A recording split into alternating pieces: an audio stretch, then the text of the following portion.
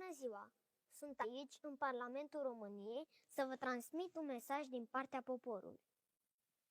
Voi ce stați la cârma țării, oare nu vă e rușine să priviți în ochi românii zgoniți prin țări străine?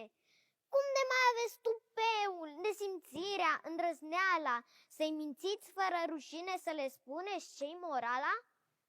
N-aveți pic de demnitate, derbedei fără onoare, praful s-a ales de țară, iar pe voi în cod vă doare.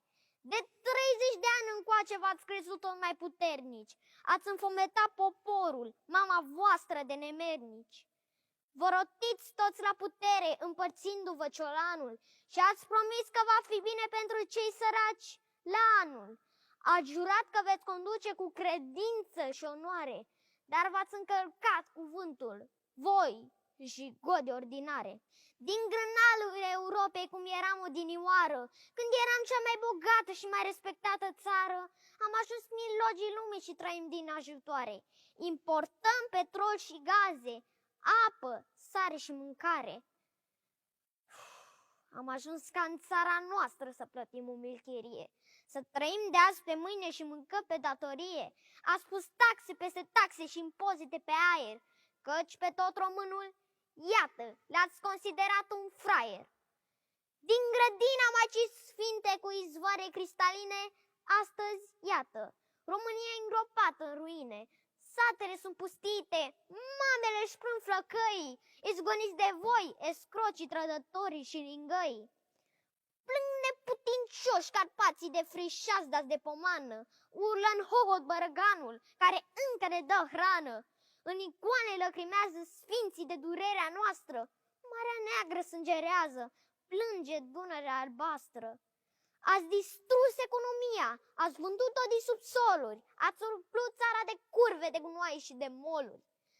Câmpurile sunt pârloagă, prin păduri vezi numai cioate, am ajuns care pe care și trăiește cine poate. Arbonavi în spitale, moartea peste tot se așterne, voi vă întreceți în discursuri și promiteți baliverne, educația e scumpă, școlile sunt de fațadă, boschetari bătuți de soartă trag pe nas la cozi de stradă. La alegeri ne promiteți că o să curgă lapte, miere, însă vă uitați cuvântul când ajungeți la putere. Nu sunt bani, aceeași placă și aceleași vechi motive, dar voi vă plimbați într-una prin Dubai și prin Maldive.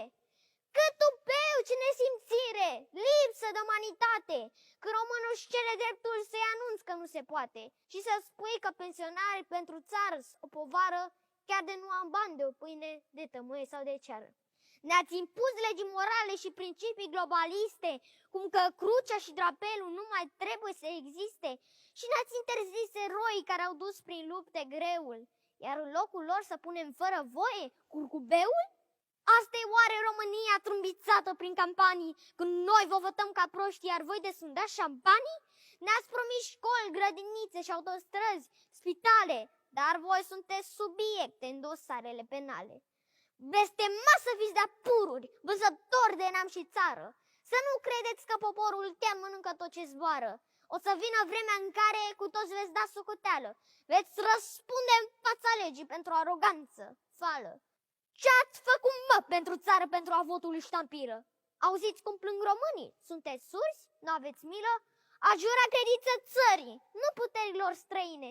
De ce gura mamii voastre nu voie de noi rușine? Unde-i, mă, averea noastră strânsă cu sudoarea frunții? Aurul, petrolul, gazul și câmpile și munții? De ce ne-ați gonit copiii și ați înfometat poporul? De ce ne-ați distrus credința, limba, stema, tricolorul? Panorame care sunteți deghizați toți prin partide, vă bateți în piept cu pumnul că corupția ucide. Unde-i, mă, dreptatea noastră, dreptul ce ni se cuvine, când voi profitați de lege distrugând mereu destine? Voi, escroși ce ne conduceți de aproape sau departe, o să vă primiți răsplata, chiar și dincolo de moarte. Vă vom confisca averea obținută prin hoție și pe toți vă vom trimite încolonați la pușcărie. Să nu credeți că vreodată vezi că baba zma curată. Dumnezeu vă iartă, poate, dar poporul niciodată. Pentru lacrimile noastre, pentru morții fără vină, veți plăti cu siguranță chiar pedeapsa cea divină. Țineți Țineți minte că pământul se învârte ca o roată și în curând vom fi împreună toți la marea judecată. Voi, aici, o duceți bine, căci așa au decis sorții, însă nu uitați că suntem toți egali în fața morții. Vă mulțumesc!